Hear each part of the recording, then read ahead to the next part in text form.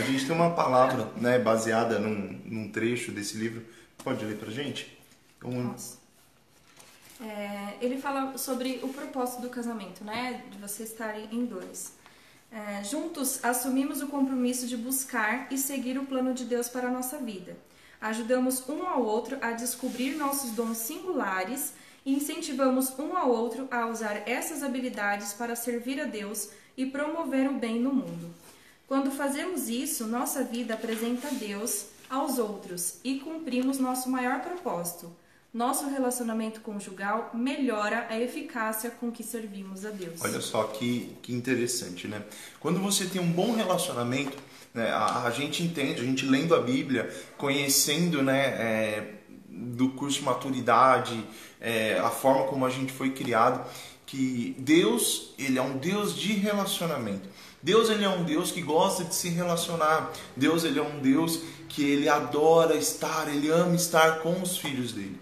Então, por ser um Deus de relacionamento, nós entendemos que quando nós temos relacionamento, um relacionamento saudável com nossos pares, né, com a esposa, com os pais, com os filhos, com os irmãos, tios, tias, enfim, quando se há um relacionamento, há contato direto com Deus, há aquilo que Deus aprova, né? A Bíblia também diz aqui em Efésios capítulo 5, né, o capítulo 5 inteiro, do 22 ao 33, ele deixa recomendações sobre o lar cristão, o marido e a mulher, mas bem no final, ele fala bem assim, ó, não obstante, vós, cada um de per si, também ame, cada um de si, também ame a própria esposa como a si mesmo, e a esposa respeite ao marido. Então, isso faz parte do relacionamento. Eu preciso amar a minha esposa da mesma forma como eu me amo. Se todo dia eu acordo, eu me alimento, eu preciso alimentar a minha esposa. Da forma como eu me sinto amado por Deus, eu preciso amar a minha esposa. Da forma como Cristo amou a igreja, da forma como Cristo se entregou pela igreja, assim o marido deve se entregar pela esposa. Porque o papel dele dentro de casa é ser um sacerdote, é ser Deus, é ser Cristo na vida da esposa. Então ele precisa ser essa parte, ele precisa amar a esposa como Cristo amou a igreja. A gente vai tratar um pouquinho sobre isso, porque até mesmo quando Cristo fala sobre o amor do marido, a sua esposa, ele também fala do amor da esposa do seu marido, que a gente deve se submeter aos nossos esposos, sujeitar os nossos esposos. Aqui ela fala sobre respeito, né? Respeitar. E aí quando a gente pensa na palavra submissão, respeito, é muito complicado, gente, porque hoje em dia existem as pessoas, o inimigo, né, estão usando as pessoas para que a gente, nós, as mulheres, tenha aquele empoderamento, o feminismo. Então, eu não devo respeitar o meu marido, entendeu? Eu tenho minha individualidade, eu tenho minha independência, independente do que ele for falar, eu vou fazer o que eu quiser, eu não preciso consultar o meu marido, eu não preciso estar debaixo de uma autoridade do meu marido, porque eu mando em mim e pronto, acabou. Então, é muito complicado porque isso tem invadido as igrejas, né? E as pessoas têm entrado com essa mentalidade dentro dos relacionamentos. E você desconstruir todo esse pensamento é um processo um pouco devagar, não é um processo rápido. Uhum. Então, dentro do que a gente está propondo, né, para essas lives, vem uma série de palavras que vai falar a respeito de uma só carne, sobre aliança, sobre os papéis no relacionamento, sobre perdão, intimidade, sobre família. E aí você automaticamente, vendo a palavra de Deus, lendo a palavra de Deus e buscando intimidade com o Senhor, que eu acho que é a chave de tudo, sabe? Quando você mantém a intimidade, o relacionamento com Deus, você se torna uma pessoa melhor. Sim. Porque nós nos tornamos imagem e semelhança dele. Porque não tem como a gente se tornar imagem e semelhança de alguém se a gente não conhece essa pessoa, né? Não tem como a gente... que nem um casamento, realmente. Então, o casamento espelha muito o relacionamento de Cristo com a igreja, né? Então, não tem como eu viver com meu marido sem ter os trejeitos dele. A gente é bobo igual.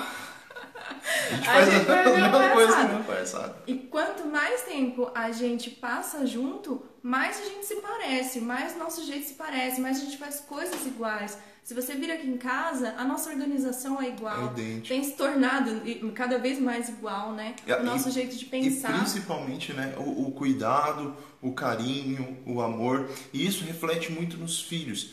Então, se você vê uma criança que ela é muito bem cuidada, educada, amável, isso foi uma coisa que eu sempre falei abertamente. Eu reconheci na Tati que ela seria uma boa mãe porque eu encontrei na Sofia uma boa filha.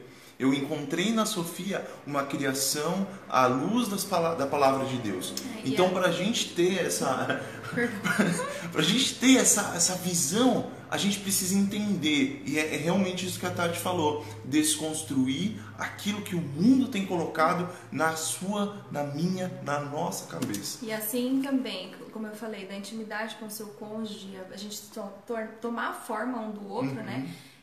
Deus, ele quer ter esse relacionamento conosco, a gente precisa dessa intimidade com ele. E quando nós nos aproximamos de Deus, nós nos transformamos, nós nos moldamos à imagem dele. Então, fazendo isso automaticamente, não tem muito segredo.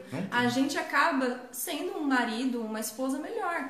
Porque você tem buscado ao Senhor e o Senhor tem limpado seu coração. À medida que a gente mergulha na palavra, a gente é limpado pelo Senhor, né? Todos os nossos pecados, toda aquela imundície do pecado, toda aquela poeirinha que a gente joga debaixo do tapete, tudo aquilo vai se tornando exposto, a gente vai sendo tratado e curado pela palavra do Senhor.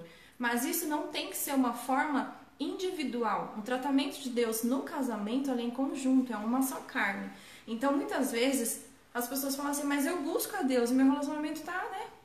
Eu e meu marido, a gente já faz isso, a gente vive dentro da igreja, mas a gente já tem essa prática. A gente vai pro culto, a gente assiste as lives da igreja. Só que a questão é você fazer isso em conjunto, você ter tempo com seu marido, de vocês conversarem sobre o relacionamento, né? Às vezes vocês estão fazendo tudo certo, mas falta assim o diálogo, falta sentar junto e falar assim, o que a gente precisa melhorar, o que Deus tem revelado ao seu coração, o que Deus tem revelado no meu coração, né? Então isso é muito precioso, é muito poderoso. É uma matéria assim que quando a gente teve a oportunidade de falar sobre casamento, de aprender sobre o casamento, foi uma coisa que bateu muito forte no coração da gente, né? E mexeu muito com aquilo que a gente sabia e achava que sabia sobre casamento. E foi um tapa na cara. Foi um tapa na cara, porque assim, eu vou contar um pouco da minha experiência, que a minha esposa me perdoe. Eu entrei numa família, né? Eu entrei com a Sofia, já estava com os seus 6 anos de idade, 5, 6 anos de idade. Então foi muito difícil para mim, como homem, como já criado, né? A gente casou, eu tinha 27 anos. E eu entrar nessa família e me acostumar com os horários, com o jeito, toda já uma rotina com né? uma criança já criada, forma como ela cuidava das coisas e tudo mais. Então foi muito complicado. E quando a gente fez o curso, a gente entendeu a diferença entre individualidade e independência. Né? A gente vai falar sobre isso, não vamos explicar isso hoje. Sobre o que é individualidade, o que é independência, nós devemos ter o quê? Entende? Então isso ficou muito claro para mim. E a partir do momento que quando virou a chavinha do ano, virou a chavinha do curso, as coisas começaram a fluir sobre papel, né? A gente vai falar também sobre qual que é o papel do homem, qual que é o papel da mulher, aonde que cada um, né? Qual que é o limite de cada um no casamento, na vida do casal. E uma coisa que a gente pede muito para vocês, assim, para todos que estão nos assistindo, para vocês divulgarem também para outras pessoas. Sim. E para que vocês também abram o coração de vocês para essas lives, quando for o momento. Realmente separem um momento com o seu cônjuge, não assistam sozinhos, né? Isso, façam isso juntos. Se seu esposo não é convertido, sua esposa não é convertida, então você assista às lives e comece a profetizar na vida do seu esposo. Não julgue, né? Não fique, mas meu marido não é assim, não é isso. A gente não tá aqui em comparação, né? Isso sem mesmo. Comparações. A gente não está aqui para expor pecado, a gente está aqui para expor a Cristo. Então, quanto mais a gente fala de Cristo e mais a gente valoriza aquilo que o Senhor fez por nós e aquilo que Ele deixou para nós, mais a gente consegue valorizar o nosso cônjuge, ainda que ele não seja um esposo convertido. A gente tem que entender que quem convence é o Espírito Santo. Deus mudando a gente, mudando a nós primeiro, Ele vai fazer todo o restante. Porque se a gente é uma esposa melhor, mesmo nós sendo cristãs, o nosso esposo vai enxergar na gente e vai querer saber o porquê dessa mudança. mudança? Por que nós está estamos... acontecendo? Está acontecendo, né?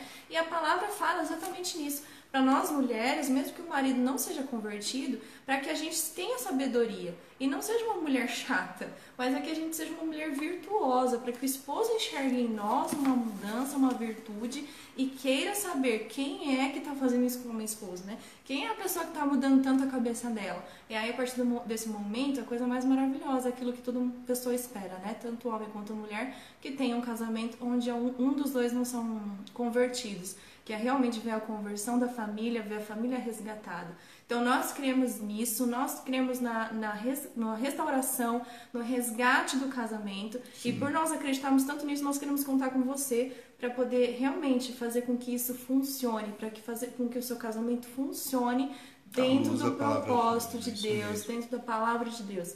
E vocês vão se surpreender com tanta coisa maravilhosa que Deus tem pra vocês. Assim, é absurdo. É absurdo, cara, inacreditável. Da mesma forma como a Tati falou, estenda o convite aos seus amigos, casados, aqueles que estão noivos, aqueles que estão namorando, então estão em corte. O Murilo tá ali, a gente tá de olho, viu, Murilo? Aqueles que estão querendo, vão entrar no relacionamento em nome de Jesus. Vejam, compartilhem, olhem, mas olhem como a Tati falou, à luz da palavra de Deus. Traga seu caderno, traga uma Bíblia, traga a palavra. Deus vai trazer uma luz nova sobre o que é casamento, né? O papel do homem, sobre o sacerdócio. A Tati falou sobre a mulher, que ela precisa enxergar e respeitar o homem, mas o homem precisa também enxergar a mulher, não como apenas um objeto, não como apenas a famosa empregada, aquela que faz tudo, aquela que faz o jantar. Não, a mulher é a igreja de Cristo. Você precisa ser um sacerdote, você precisa olhar para sua mulher e falar, ela é o bem maior que Deus deu na minha vida. E, gente, não tem nada melhor que o casamento. O casamento é algo maravilhoso. Não. Se você desfrutar da maneira certa, né? No tempo certo. E o que eu ia falar?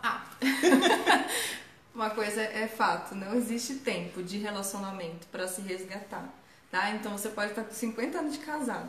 Deus ainda tem uma história maravilhosa para você. Você pode viver 50 anos de casado em apenas um ano, se você viver ele na luz da palavra de Deus. É inacreditável, inacreditável.